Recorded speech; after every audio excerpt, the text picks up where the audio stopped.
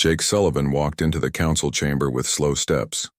His black suit looked plain next to the bright colors and strange shapes of the alien representatives. He carried a simple folder in his hands. Inside that folder was a document that would change everything. The chamber was huge and round. 12 different species sat in their special chairs around a crystal table that glowed with soft blue light. Each species had been part of the Galactic Council for hundreds of years. Humans had joined them 300 years ago. Now Jake was here to tell them that humans were leaving. Council Prime Zethkar was a tall creature with silver scales that caught the light.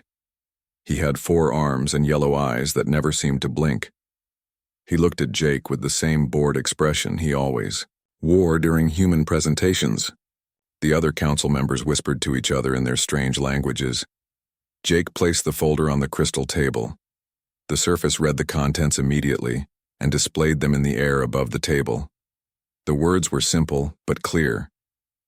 Humanity was resigning from the Galactic Council. All human colonies would be evacuated. All human staff would return to human space. All agreements would end. Zethkar barely looked at the floating words. He made a sound that humans had learned meant dismissal. Your species grows tired of our careful way of doing things, Ambassador Sullivan. This is sad, but not surprising, to us. Jake kept his face calm. He had practiced this moment many times. The Council has said no to our requests 17 times. We asked to help stop the wars in the rim sectors. We asked to send medical aid to dying worlds. We asked to share new technology that could save lives. Each time the Council said we must wait for more meetings and more votes.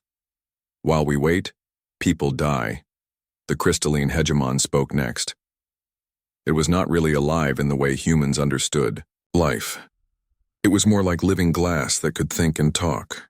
Its voice sounded like music, but the words were cold. Humans always want to fight first and think later. Maybe the galaxy will be more peaceful when your kind leaves. Other council members made sounds of agreement. The Drakmari representative, a creature that looked like a mix of bear and lizard, growled something that the translation machines turned into words about human violence. The Etherian delegate, tall and thin with skin like silver metal, nodded its long head. Jake had expected this reaction. For 300 years, humans had served on the Council. They had fought in wars to protect Council worlds. They had shared their technology and knowledge. They had helped solve problems that other species could not handle alone. But the Council had never really trusted them. Humans were too quick to act, too willing to take risks, too ready to try new things. We thank the Council for the opportunity to serve, Jake said. His voice was polite, but everyone could hear the coldness underneath. Humanity will remember the lessons learned here. The Vorthan Prime made a gesture with 2 of his 4 hands. Your colonies are welcome to apply for protection under Council law if they choose to stay. We will not force any human worlds to leave with you. Jake smiled for the first time since entering the chamber. It was not a happy smile. That will not be necessary. No human world will choose to remain under Council authority. This statement caused more whispers and strange sounds from the assembled aliens. They found it hard to believe that 40 billion humans on 300 worlds would all agree to leave the safety and prosperity of Council space. Humans had built good lives in the galaxy. They had successful businesses and important jobs. Why would they give up everything to follow their species into unknown space? But Jake knew something the Council did not understand about humans. When humans decided to do something together, they could move faster than any other species in the galaxy. They did not need endless meetings and careful votes. They could make hard choices and act on them quickly. Over the next 6 months, the galaxy watched something that had never happened before. An entire species packed up and left. Human colonies that had existed for centuries were emptied in weeks. Space stations that humans had built were abandoned. Research facilities were shut down. Trade routes that humans had managed for decades were handed over to other species. Captain Lisa Rodriguez stood on the bridge of her ship and watched the last human transport leave the Kepler system. Her ship, the New Horizon, had been chosen to be the final vessel to cross the border out of Council space. It was both an honor and a heavy responsibility. All transports have jumped to hyperspace. reported Lieutenant Ben Carter from his station. "We are the last humans in Council territory." Lisa nodded and looked at the star charts displayed on the main screen. The Council controlled a large section of the galaxy, but there was much more space beyond their borders. Humanity had been exploring those distant regions in secret for many years. They had found new worlds and made contact with species that had never heard of the Galactic Council. "Communications are picking up Council chatter," Ben said. "They are already talking about how to divide up our former territories." Lisa was not surprised. The Council moved slowly on most things, but they could act quickly when there was something valuable to claim. Human worlds were rich and well developed. Human technology was advanced. Human infrastructure was efficient. The Council members would fight over the remains like scavengers. "Let them have it," Lisa said. "We built it all once. We can build it again." The New Horizon engaged its hyperdrive and jumped into the darkness between stars. Behind them, the lights of Council space grew smaller and disappeared. Ahead lay the unknown regions where humanity would make a new home. Jake Sullivan was also aboard the New Horizon. He sat in his quarters writing his final report about the last 3 centuries of human service to the Council. The report would be stored in the ship's computers, and one day it might help future generations understand why humanity had chosen to leave. He wrote about the wars where human soldiers had died protecting alien worlds. He wrote about the diseases that human doctors had cured. He wrote about the technology that human engineers had shared freely. He wrote about all the times humans had solved problems that the Council could not handle alone. But he also wrote about the frustration of working with species that feared change. He wrote about watching people die while the Council debated whether to help them. He wrote about seeing good ideas rejected because they were too new or too risky. The Council had never understood that humans saw problems as things to be solved, not things to be managed. When humans saw suffering, they wanted to end it. When humans saw inefficiency, they wanted to fix it. When humans saw opportunity, they wanted to take it. The Council preferred stability over progress. They wanted to keep things the same rather than make them better. They had survived for thousands of years by being careful and slow, but humans could not live that way. As the New Horizon traveled through hyperspace toward the edge of known space, Jake finished his report with a simple statement. Humanity had not left the Council because they were angry or impatient. They had left because they had different ideas about what life in the galaxy should be like. The Council would learn soon enough what those differences really meant. 2 years had passed since the last human ship disappeared beyond the edge of Council space.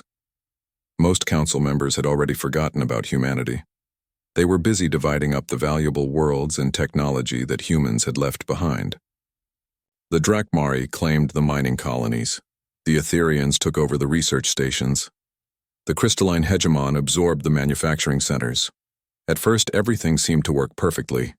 The planets still produced food and resources. The space station still functioned. The trade routes still carried goods between worlds. Some Council members even said that things were running better without humans causing problems and asking difficult questions. But small cracks were beginning to show in places where most people did not look. On the mining world of Kepler-7, the extraction machines were making strange noises. Chief Engineer Vexitar, a Drakmari with thick gray fur and powerful claws, stood in the control room watching error messages flash on the screens. The massive drilling platforms that humans had designed were working at only 60% efficiency. Vexitar had the technical manuals that humans had left behind.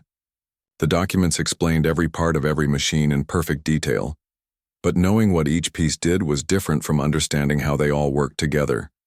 When problems occurred, the manuals told him what was broken, but not why it had broken or how to prevent it from happening again. "The fusion cores are running too hot," reported his assistant, a younger Drakmari named Corden. "The cooling systems cannot keep up with the increased thermal output." Vexitar studied the readings and compared them to the acceptable ranges listed in the human manuals.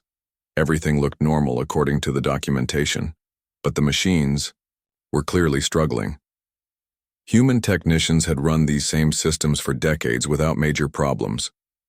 Now, after only 2 years under Drakmari management, the equipment was showing signs of stress. Reduce the extraction rate by another 10%, Vextar ordered, and schedule maintenance on Cooling System 3. This was the fourth time they had reduced the extraction rate. Each time they thought they had solved the problem, but new issues kept appearing.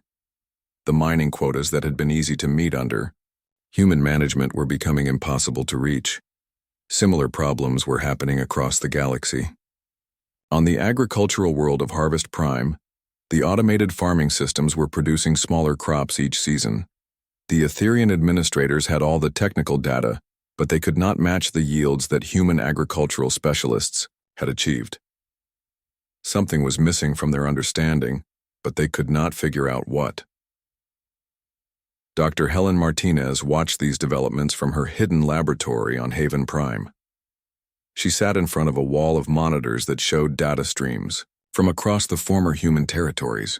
Her team of engineers and scientists tracked every failure and every struggle that the Council species were experiencing.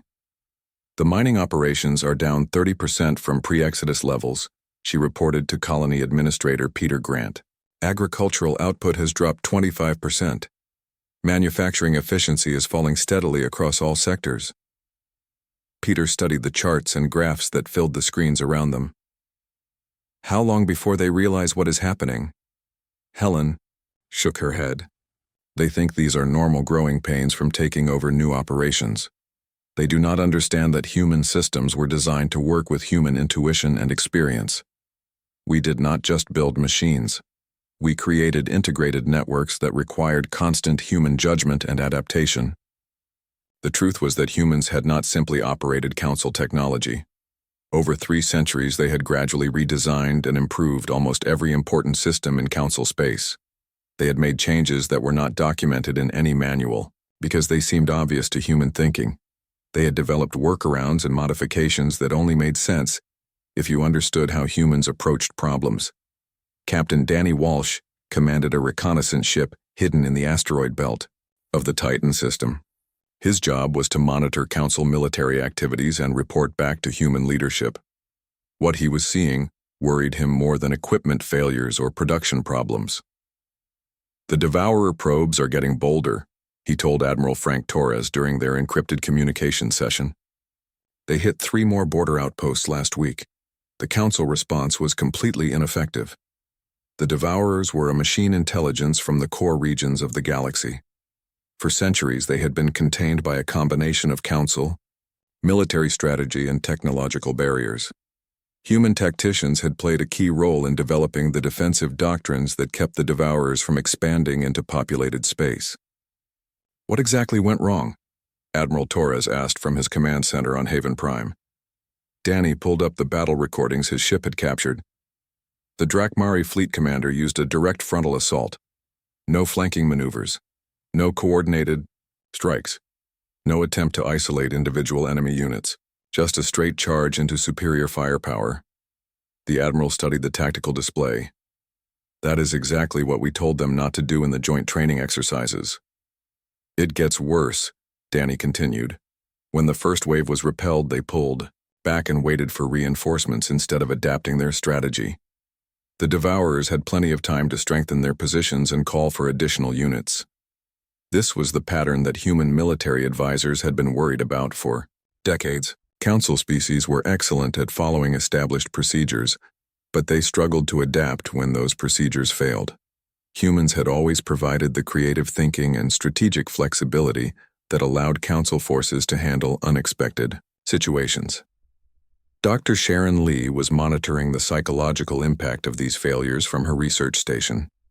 She had spent decades studying how different species responded to stress and crisis. What she was seeing in Council communications worried her deeply. They are developing what humans would call learned helplessness, she explained to her research team. When their first attempts to solve problems fail, they tend to give up rather than trying different approaches. They keep requesting assistance from higher authorities instead of taking initiative themselves. The research data showed that Council species had become psychologically dependent on human problem-solving abilities. For 3 centuries, whenever a crisis occurred, humans had stepped forward with solutions. Other species had learned to wait for human guidance rather than developing their own crisis management skills. This dependency was becoming obvious in unexpected ways. Trade negotiations that had once been handled smoothly were now breaking down, over minor disputes. Research projects that had made steady progress were stalling when unexpected challenges appeared. Even routine maintenance tasks were taking much longer to complete. The quantum communication network that connected all council worlds was beginning to experience regular blackouts.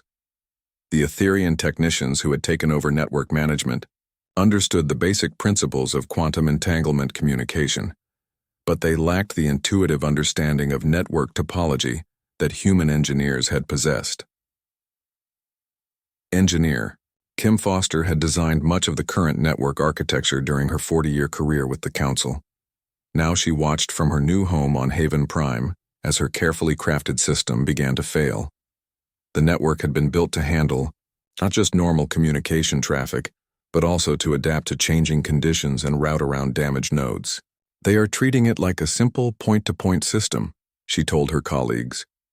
They do not understand that it was designed as a living network that learns and grows.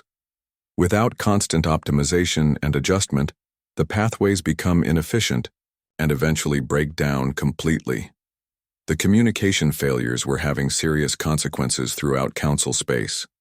Medical emergencies could not be reported quickly enough to get help from neighboring systems.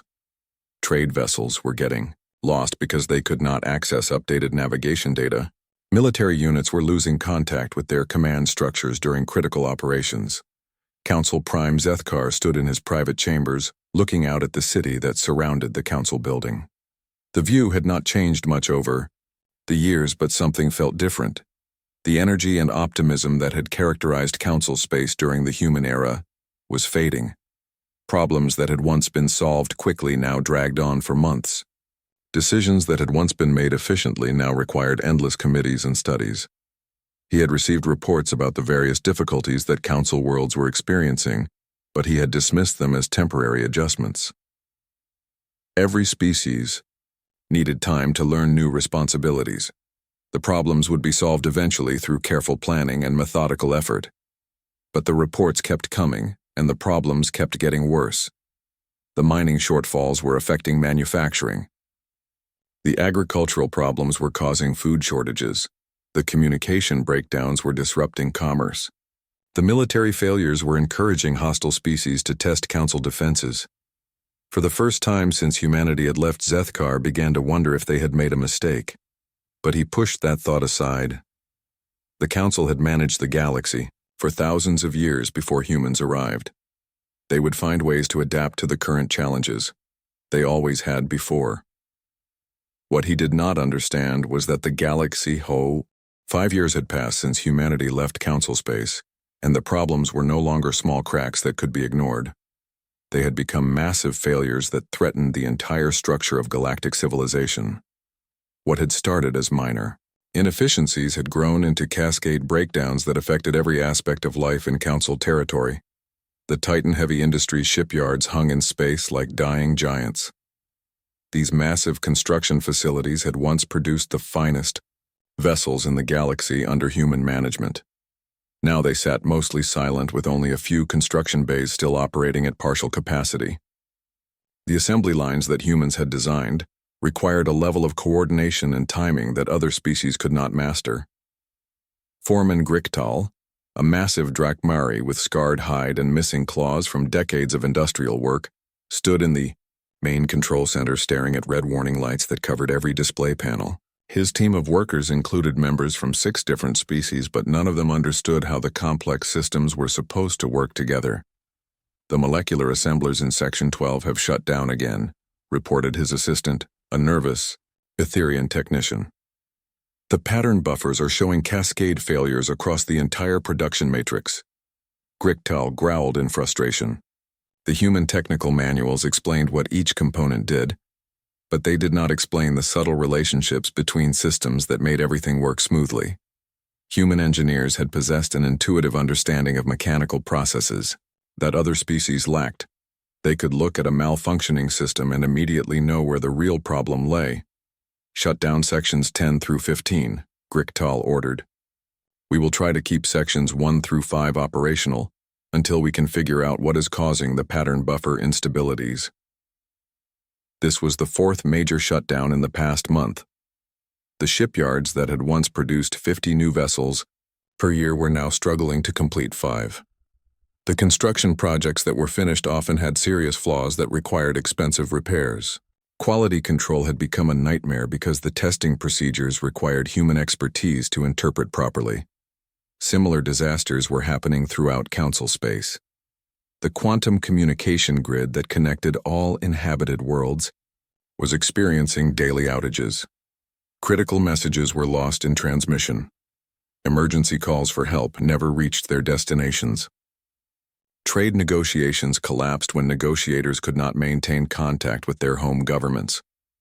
Dr. Elena Rodriguez had designed the original communication protocols 20 years earlier.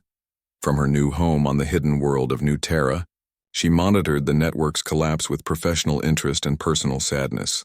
She had spent decades perfecting a system that could adapt to changing conditions and route around damaged nodes automatically. They are trying to run it like a simple telephone system, she explained to her research team. They do not understand that quantum communication requires constant calibration and adjustment. The network was designed to be intelligent and adaptive, but they are treating it like a collection of individual transmitters. The communication failures were having serious consequences throughout the galaxy. Medical centers could not coordinate with specialists on other worlds. Military units lost contact with their command structures during critical operations. Scientific research projects ground to a halt when scientists could not share data with colleagues. But the most serious problems were appearing in the Council's defense networks. The automated border monitoring stations that watched for hostile aliens were experiencing systematic failures. Sensor arrays went offline without warning. Early warning systems produced false alarms or missed real threats entirely. The integrated defense grid that had protected Council space for centuries was falling apart. General Patricia Collins watched these developments from her command post on Haven Prime. Her intelligence networks provided detailed reports about every military failure and every security breakdown in Council territory. What she saw convinced her that a major crisis was approaching. The Devourers are massing forces in the Omega sector, she reported to the Strategic Council. Our reconnaissance ships count at least 300 combat units moving toward the border. The Council's early warning systems have not detected them. Admiral Frank Torres studied the tactical displays that showed Devourer movements throughout the region. How long before they reach inhabited systems? 6 months if they maintain current speed, Patricia replied. But the Council military response will be completely ineffective. They have no idea how to coordinate multi-species fleet operations without human tactical doctrine. The Devourers were a machine intelligence that had been expanding slowly from the galactic core for thousands of years. They converted organic life into computing resources and used captured technology to build more advanced versions of themselves. The only thing that had stopped them from overrunning the entire galaxy was the combined military might of the Council species working under human strategic guidance. Human military advisors had spent centuries developing the tactics and strategies that kept the Devourers contained. They had created combined arms doctrines that used the unique strengths of each species while compensating for their individual weaknesses. They had designed communication protocols that allowed diverse military units to coordinate effectively during complex operations. Now all of that institutional knowledge was gone. The Drekmari still preferred direct frontal assaults that played into Devourer tactical advantages. The Etherians relied too heavily on their advanced shields while neglecting offensive capabilities. The crystalline hegemon units were tactically inflexible and could not adapt to changing battlefield conditions. Captain Steve Murphy commanded a stealth reconnaissance vessel that monitored Council military exercises from hidden positions. His reports painted a picture of military forces that were gradually becoming less effective with each passing year. They attempted a combined fleet exercise last month, he reported during his scheduled communication with Haven Prime Command. It was a complete disaster. The different species could not coordinate their movements. 3 ships collided during what should have been a simple formation change. 2 more suffered system failures when they tried to integrate their targeting computers. The exercise had been designed to test Council readiness for large-scale operations against hostile forces. Instead, it had revealed that the military cooperation that had seemed natural during the human era had been completely dependent on human coordination and translation between different tactical philosophies. Dr. Nathan Brooks was analyzing the psychological impact of these failures from his research facility on Haven Prime. He had studied how different species responded to stress and crisis for over 30 years. What he was seeing in Council communications represented a form of collective psychological breakdown. They are experiencing what psychologists call learned helplessness on a species-wide level, he explained to his colleagues. For 3 centuries, humans provided solutions to every major crisis. Other species learned to wait for human guidance rather than developing their own problem-solving capabilities. The research data showed disturbing patterns in Council decision-making processes. When faced with new challenges, Council leaders spent most of their time looking for precedents and procedures rather than analyzing the specific nature of each problem. They had become psychologically dependent on having humans provide creative solutions and adaptive strategies. This dependency was becoming obvious in every area of Council society. Scientific research projects stalled when unexpected. Results required new approaches. Commercial enterprises failed when market conditions changed rapidly. Even routine administrative tasks took much longer to complete because officials were afraid to make decisions without extensive consultation and approval. The economic consequences were becoming severe. Trade volumes had dropped by 40%, as merchant fleets struggled to maintain complex supply chains without human logistical expertise. Manufacturing output continued to decline as alien species failed to maintain the efficiency standards that humans had established. Agricultural production was falling short of demand as farming systems deteriorated without proper maintenance. Food shortages appeared on 12 worlds simultaneously when harvest yields fell below minimum requirements. The Council's emergency response was slow and ineffective because the distribution networks that moved resources between systems had been designed and managed by human administrators who understood how to optimize complex logistics operations. Council Prime Zethkar stood before the assembled representatives trying to maintain his authority while dealing with crisis reports that arrived hourly. His silver scales had lost their luster, and his forearms moved with less confidence than they had during the human era. The chamber that had once been filled with productive debate was now dominated by fearful whispers and desperate requests for guidance. "The situation is temporary," he announced to the assembled delegates. "We are experiencing adjustment difficulties as we adapt to managing our territories without human involvement. These problems will be resolved through careful planning and methodical implementation of proven procedures." But privately, Zethkar was beginning to understand that the PR 8 years after humanity left Council space, the galaxy faced its darkest hour. The Devourer invasion fleet had broken through the outer defense lines and was advancing steadily toward the core worlds. 3 major colonies had already fallen, and their populations had been absorbed into the Machine Intelligence Collective. The Council's military response had been completely ineffective. On the fortress world of Kepler Prime, General Patricia Collins stood in the command center of the Human Colonial Defense Force, watching tactical displays that showed the scale of the disaster. Her intelligence networks had been tracking the Devourer buildup for months, but the Council military had ignored every warning about the approaching threat.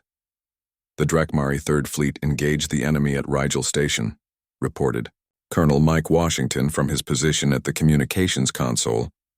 "They lasted exactly 12 minutes before complete destruction. No survivors." Patricia studied the battle recordings that her reconnaissance ships had captured.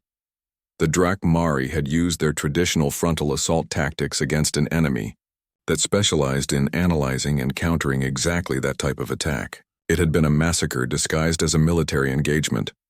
"What about the Etherian response?" she asked. "Still in committee," Colonel Washington replied grimly. "They have been debating defensive strategies for 6 days while the Devourers advance, unopened through 3 more systems." This was the pattern that human military advisors had feared for decades. When faced with a crisis that required immediate action, Council species became paralyzed by their need for consensus and detailed planning. They could not adapt quickly enough to handle threats that changed and evolved in real time.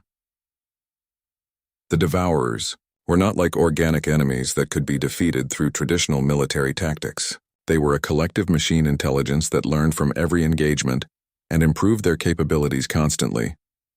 Fighting them required constant innovation and adaptive strategies that most council species were psychologically incapable of developing. President Angela Stone convened an emergency session of the Human Colonial Congress on Haven Prime. Representatives from 200 hidden worlds gathered in the vast assembly chamber to decide humanity's response to the crisis. The debate had been raging for 3 days without reaching a clear consensus. The council abandoned us, declared Senator Robert Hayes from the mining colonies. They dismissed our warnings and ignored our contributions for 3 centuries. Why? Should we risk human lives to save them from their own mistakes? Senator Lisa Chen from the research worlds disagreed strongly. We are still human beings. We do not watch genocide happen just because we have political disagreements with the victims. The council species may have treated us poorly, but they do not deserve to be wiped out by machine intelligences. The moral arguments were complicated by practical considerations. Humanity had spent 8 years developing new technology and building military capabilities that far exceeded anything they had possessed during their council service. They had also established contact with dozens of independent species beyond council space and created new forms of galactic cooperation based on voluntary participation rather than bureaucratic control. Dr. Helen Martinez provided the technical assessment that everyone needed to hear. Our fleet capabilities are sufficient to stop the Devourer advance, she told the assembled representatives. We have developed countermeasures and tactical doctrines specifically designed to handle machine intelligence threats. But intervention would reveal our true capabilities to the entire galaxy. This was the key issue that made the decision so difficult. Humanity had maintained strict secrecy about their technological progress since leaving council space. Most galactic species believed that humans had simply disappeared into the unknown regions and were struggling to establish basic colonies. The truth was that human science and engineering had advanced at an unprecedented rate once they were free from council bureaucracy and restrictions. Admiral Frank Torres commanded the hidden fleet from his flagship Defiant. The vessel incorporated technology that would have seemed impossible during the human era of council service. Quantum computers that could process vast amounts of tactical data in microseconds. Energy weapons that operated on principles that most galactic species had never discovered. Defensive systems that could adapt to new threats automatically. The fleet is ready for immediate deployment, he reported to the congressional session. 500 advanced warships with capabilities that exceed anything in known space. We can reach council territory within 48 hours of receiving authorization. But deploying the fleet would end forever the possibility of humanity remaining hidden from galactic attention. Every species in known space would realize that humans had not simply survived their exodus, but had actually prospered beyond all expectations. The political consequences would be enormous and unpredictable. Senator Carol Murphy from the agricultural worlds raised the question that many representatives were thinking. What happens after we save them? Do we rejoin the council and submit to their authority again? Do we demand recognition as the dominant species? Do we establish some new form of galactic government? These were not easy questions to answer, because humanity had changed during their 8 years of independence. They had developed new social structures and new ways of making decisions that were more efficient and more flexible than anything the council had ever achieved. They had also established relationships with alien species that were based on mutual respect rather than bureaucratic hierarchy. The debate continued for 18 hours before President Angela Stone called for a final vote. The decision was close but clear. Humanity would intervene to stop the Devourer invasion, but they would do so on their own terms and according to their own values. They would not rejoin the council or submit to alien authority, but they would also not abandon innocent beings to machine genocide. Captain Danny Walsh received the deployment orders aboard his reconnaissance vessel at the edge of council space. His ship was one of 50 advanced scouts that would coordinate the fleet's arrival and provide tactical intelligence about Devourer movements. The mission was unlike anything humans had attempted since leaving council territory. All units report, ready for hyperspace jump, he transmitted to Admiral Torres on the command frequency. Estimated arrival at Centrum Prime in 6 hours. The human colonial fleet emerged from hyperspace around the embattled world of Centrum Prime, like a force from legend. The ships were sleek and deadly with hull designs that incorporated principles learned from 8 years of independent research and development. Their weapon systems operated on energy frequencies that most galactic species had never seen before. The Council defense forces that had been fighting a desperate holding action against overwhelming Devourer numbers initially opened fire on the human ships. They had no way of knowing that these vessels belonged to their former allies, because human technology had advanced so far beyond recognition. It took several minutes of frantic communication before the truth became clear. Humanity had returned to Council space not as refugees or supplicants, but as the most advanced military force the galaxy had ever seen. The psychological impact on both Council defenders and Devourer attackers was immediate and profound. Admiral Torres coordinated the battle from his command center, while Captain Lisa Rodriguez led the first wave of attack ships against the main Devourer formation. The difference in capability was immediately obvious to everyone watching the engagement. Human vessels moved with precision and coordination that seemed almost supernatural compared to the clumsy efforts of Council fleets.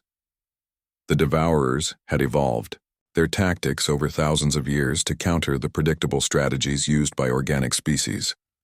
But they had never encountered anything like human adaptive warfare doctrine. Human ships changed their attack patterns constantly and used weapons combinations that the machine intelligence could not analyze quickly enough to counter effectively. Enemy formation breaking apart, reported Commander Steve Parker from his destroyer position on the fleet's right flank. They are attempting to withdraw, but our pursuit squadrons are maintaining contact. The battle lasted 18 hours and ended with the complete destruction of the Devourer invasion force. Not a single enemy vessel escaped to report back to the Machine Collective about humanity's new capabilities. The threat to Council space had been eliminated, but the cost of that victory would be measured in political and social changes that no one could predict. In the aftermath of the battle, as rescue operations began throughout the damaged system Council, leaders finally began to understand what humanity had become during their 8 years of independence. The species they had dismissed as impatient and violent had evolved into something far beyond their imagination. Council Prime Zethkar stood on the bridge of his command ship, looking at the human vessels that surrounded his fleet. The technology gap was so enormous that it was almost humbling to witness. These were not the same humans who had served the Council for 3 centuries. They had become something new and powerful and completely independent. Request permission to come aboard the human flagship, he transmitted to Admiral Torres. The Battle of Centrum Prime ended at dawn on the planet's surface with the destruction of the last Devourer combat unit. Admiral Frank Torres stood on the bridge of his flagship, watching the debris fields that had once been the most feared military force in the galaxy. Human weapons had torn through enemy formations like fire through paper, leaving nothing but scattered wreckage and fading energy signatures. Council Prime Zethkar arrived aboard the human flagship 2 hours after the battle ended. The alien leader had aged visibly during the 8 years since humanity's departure. His silver scales had lost their brightness, and his forearms moved with the careful slowness of someone carrying enormous stress and responsibility. President Angela Stone met him in the ship's main conference room. The contrast between them was impossible to ignore. Zethkar appeared tired and defeated, while Angela radiated the confidence and energy of someone whose species had spent 8 years growing stronger and more capable with each passing day. "We owe you a debt that cannot be repaid," Zethkar began, with formal courtesy that could not hide his underlying desperation. Without human intervention, the Council worlds would have fallen to machine genocide within months. Our military forces were completely inadequate to handle the Devourer threat. Angela studied the alien leader with eyes that held compassion, but no sympathy. "You owe us nothing, Prime Zethkar. We did not intervene to create obligations or debts. We acted because we are still human beings who do not watch innocent people die when we have the power to prevent it." The Council Prime made a gesture with 2 of his 4 hands that indicated confusion and uncertainty. "Then what do you want from us?" What are the terms for continued human protection of Council space? You misunderstand our position completely, Angela replied. We are not offering to protect Council space. We ended the immediate devourer threat because it was the right thing to do. But we are not returning to our previous role as problem solvers for species that cannot handle their own responsibilities. Dr. Helen Martinez entered the conference room carrying a data pad filled with analysis reports from the past 8 years. Her hair had grown gray during humanity's exile, but her mind remained as sharp as ever. She had spent decades studying the technological and social systems that held galactic civilization together. The Council needs to understand what actually happened when humanity left, Helen said as she activated a holographic display that filled the center of the room. You did not simply lose our contributions to your society. You lost the invisible foundation that was holding your entire civilization together. The hologram showed a complex three-dimensional map of interconnected systems throughout Council space. Millions of connections linked different planets, technologies, and social structures in patterns that were beautiful and terrifyingly fragile. Red warning indicators marked the points where systems had failed during the past 8 years. Every major network in Council space was either designed by humans, maintained by humans, or required human knowledge to function properly, Helen continued. We were not just participants in your civilization. We were its architects and its maintenance crew and its problem-solving intelligence. Council Prime Zethkar stared at the holographic display with growing understanding and horror. The scale of human involvement had been far greater than anyone in Council leadership had realized. Humans had not simply held jobs and filled positions. They had created the underlying structures that made modern galactic society possible. Dr. Sharon Lee joined the presentation to explain the psychological dimensions of the crisis. Her research into species behavior patterns had revealed disturbing truths about how the Council had functioned during the human era. Human involvement changed the fundamental psychology of how other species approached problems, she explained. For 3 centuries, whenever a crisis occurred, humans stepped forward with solutions. Other species learned to wait for human guidance rather than developing their own creative problem-solving abilities. The research data showed that Council species had become psychologically dependent on human innovation and adaptability. They had maintained their traditional social structures and decision-making processes, but they had unconsciously relied on humans to handle anything that required rapid change or unconventional thinking. You did not just lose our technology when we left, Sharon continued. You lost your ability to adapt and innovate independently. Your species had forgotten how to solve problems that did not have established procedures and precedents. Captain Steve Murphy provided the military analysis that explained why Council forces had been so ineffective against the Devourer invasion. His reconnaissance reports painted a picture of military organizations that had gradually become less capable over the 8 years since human departure. Council military doctrine was completely dependent on human strategic thinking, he reported. Your species maintained their traditional tactical preferences, but they relied on human coordinators to make those tactics work effectively in combined operations.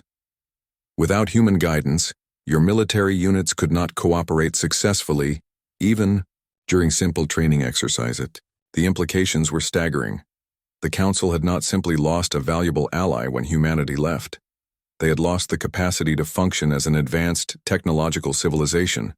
Their entire way of life had been built on foundations they did not understand and could not maintain independently. Admiral Torres provided the final piece of the analysis by revealing the true extent of human technological development during their exile.